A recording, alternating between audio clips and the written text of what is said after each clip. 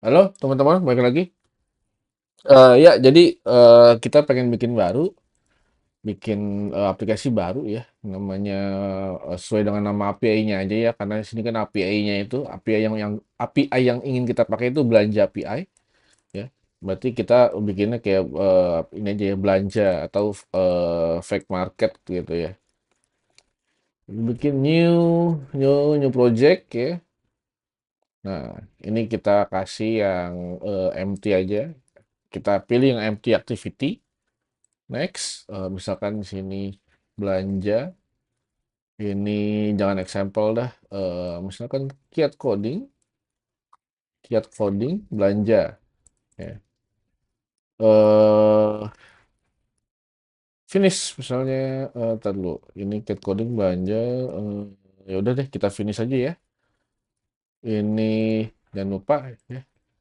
Ini diperhatiin, ini kita maunya misalkan di Nougat aja ya.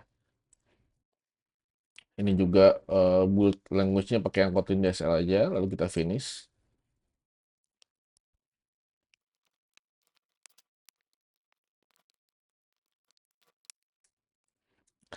Oke, ini build pertama sudah selesai untuk project baru kita, ya, belanja. Ini yang lama biarin gak usah di-close karena kita bakal nyontek dari situ ya. Nah, step pertama itu kita harus eh, ngedesain sistemnya dulu ya. Ini masuk ke materi modularization. Oke, modularization ya. Jadi kenapa kita butuh modularization ya? Jadi benefit dari modularization itu, gue jelasin pengertiannya dulu deh ya. Jadi modularization itu adalah memecah memecah apa aplikasi atau memecah project menjadi beberapa modul gitu. Defaultnya itu kan dia punya modul app aja ya. Defaultnya cuman modul app. Nih, ya ini by default nih app nih. Ya, ini by default app. Nah, nanti kita akan bikin modul-modul lain. Ya, gunanya apa? Gunanya buat ini tadi memecah project menjadi beberapa modul. Terus otomatis dia lebih scalable, ya. Bisa mudah di-maintain, ya, mudah di-maintain.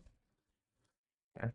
Kenapa? Karena modul-modul tersebut modul harus bekerja sesuai konteks modul ya. Misalnya modul modul network, oh berarti dia yang nanganin API call gitu.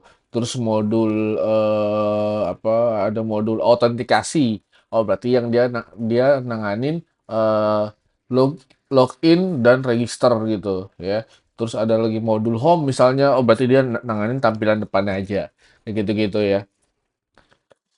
Sesimpel itu ya. Nah, untuk tipe-tipe modul sendiri sebenarnya ada dua tipe. Pertama itu ada horizontal slice. Yang kedua ada vertical slice.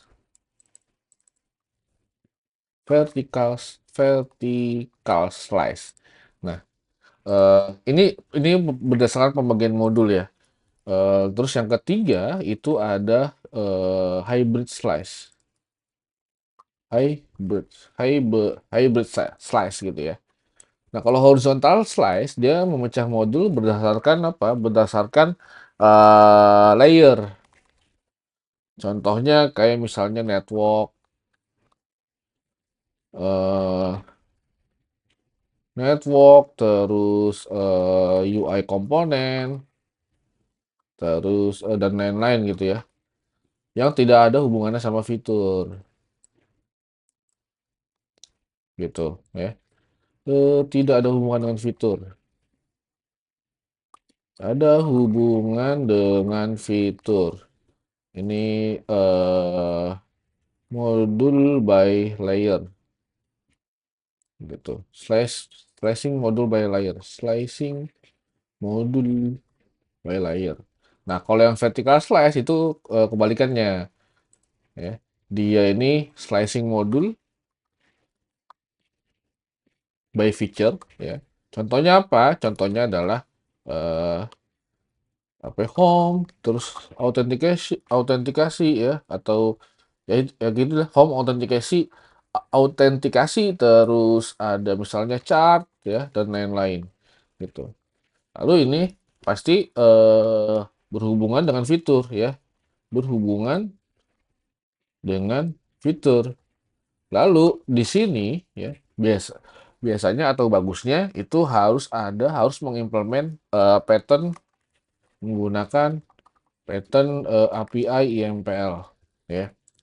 API implementasi ya. Contohnya API implementasi itu apa?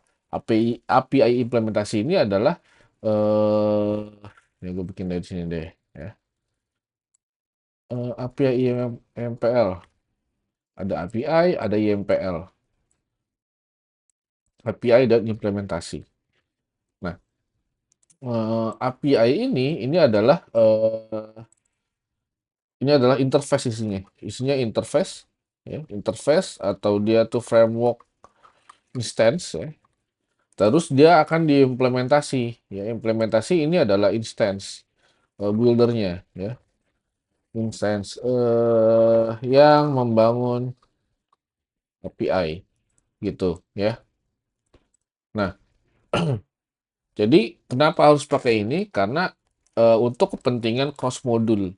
Ya, jadi ketika cross modul, misalkan modul home, ya modul home dia ini butuh modul autentikasi misalkan. Misalkan di sini ada modul home, ya. Lalu di sini ada modul autentikasi. Lalu misalkan di sini ada modul apa lagi chat misalnya atau favorit. Favorit. Kita belum bikin itu ya, belum bikin favorit ya. eh Belum bikin apa ya? Local database ya. Nanti ini hubungan sama favorit nih. Nah, ketiga modul ini kan itu di consume sama modul apps ya kan. Modul app. Nah, kalau misalnya ada kelas yang ingin mengextend atau sorry, ada kelas yang ingin mengakses modul out misalnya. Misalnya home ingin mengakses modul out, misalnya di out ini ada sebuah kelas yang ingin dipakai di modul home. Nah, ini si modul home itu nggak bisa langsung implement atau langsung masukkan dependensi out ya. Dia harus punya API sama IMPL. API sama IMPL di tiap-tiap modul.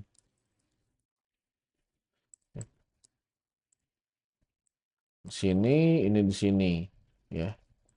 Nah, yang diimplement ke modul home ya, modul home adalah API-nya. Ya, jadi IMPL ini adalah modul main ya. IMPL ini adalah modul main ya, karena dia sifatnya instance ya. Main instance modul. Ini interface modul ya. Jadi misalnya UI itu berada di modul IMPL ya.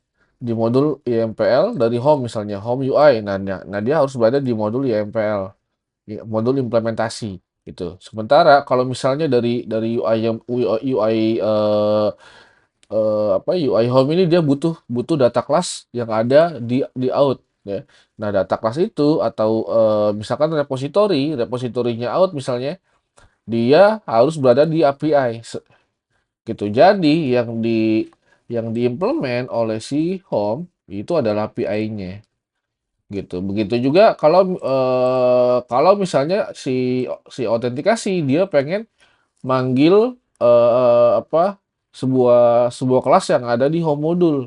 Maka yang harus dipanggil adalah API-nya gitu. Jadi yang harus dipanggil atau yang harus diimplement itu adalah API-nya.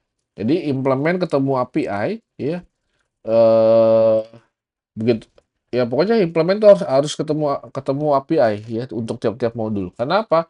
Karena itu bakal menghilangkan apa? resiko circle dependency, ya, circular dependency. Nah, circular dependency itu adalah sebuah error yang mana satu modul itu saling saling mengimplement, ya, dan itu nggak bisa dan itu pasti error, nggak bisa terjadi. Nah, caranya dengan ini, dengan pattern API IMPL untuk mengurangi circular dependency, gitu ya. Itu sedikit penjelasan mengenai, oh satu lagi hybrid, lupa gua. Si hybrid ini, ya sorry, kasihkan ngejelasin. Mudah-mudahan bisa bisa ini ya, bisa eh bisa nyambung ya penjelasannya ya. Yang tadi tuh. Kalau kalau bingung, ntar sambil praktek ya. Nah, hybrid ini apa? Hybrid ini ya gampangnya gabungan dari kedua ini. Gitu aja sih. Ya. Gabungan dari gabungan dari horizontal, horizontal dan vertikal. Vertikal. Gitu. Udah gitu doang sebenarnya ya. Oke. eh Sampai sini dulu teman-teman penjelasannya. Nanti kita bakalan desain modulnya ya. Desain modulnya seperti apa, modularization itu seperti apa ya untuk aplikasi baru kita. Oke, sampai sini dulu. Mudah-mudahan bisa dipahami. Kalau kalau nggak di kalau sulit dipahami, eh, diulang-ulang lagi aja. Kalau masih sulit dipahami, telan dulu aja. Next video berikutnya ya.